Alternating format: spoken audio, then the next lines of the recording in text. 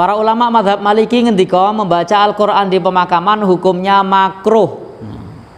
Jadi dimakruhkan membaca Al-Qur'an di pemakaman.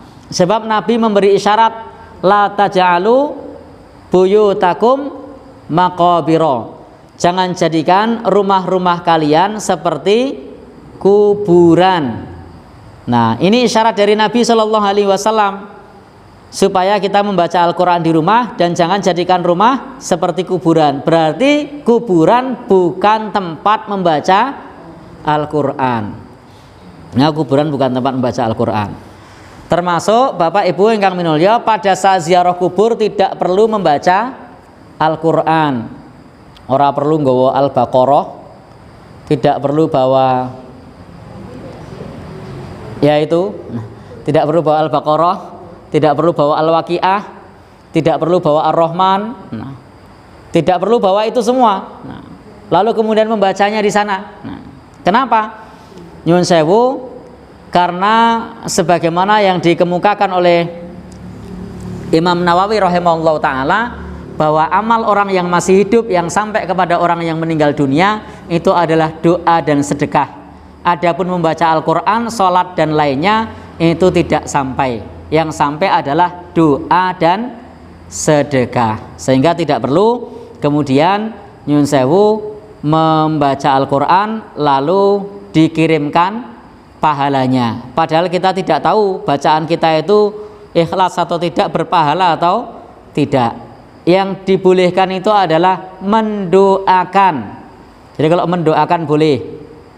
Maka kalau misalnya kita mendoakan di rumah, sebagaimana Syekh Abu Bakar Jabir Al-Jazari menyebutkan, kita boleh di rumah membaca Al-Quran.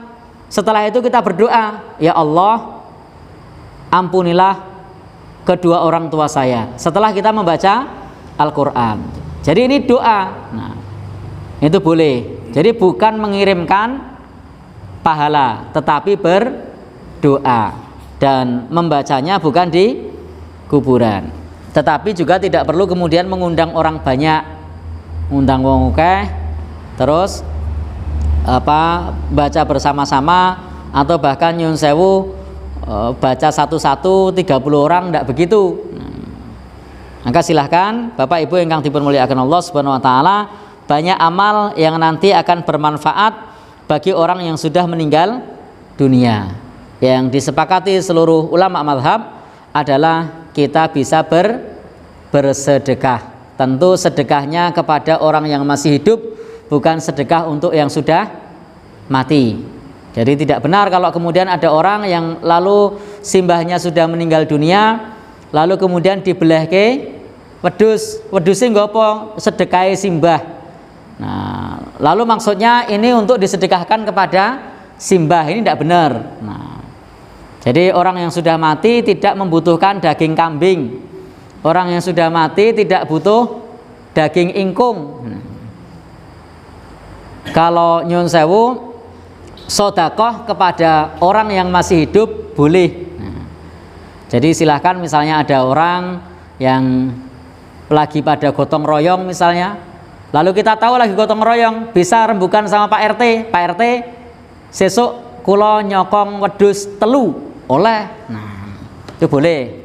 Tidak usah bilang-bilang kalau itu niatnya untuk simbah dan lain-lain. Pokoknya diniatkan saja, tidak masalah. Ora perlu ngomong-ngomong, tidak perlu woro-woro. Bapak-bapak, ibu-ibu ingkang sami gotong royong, hamba bilih menika sedekah karono kangge simbah kula ingkang sampun boten wonten, tidak perlu. Jadi cukup pada saat jam makan sediakan, niatkan kalau itu sedekah untuk ya orang yang sudah meninggal dunia. Kalau itu maksudnya boleh, itu tidak apa-apa. Nah, monggo kalau mau seperti itu.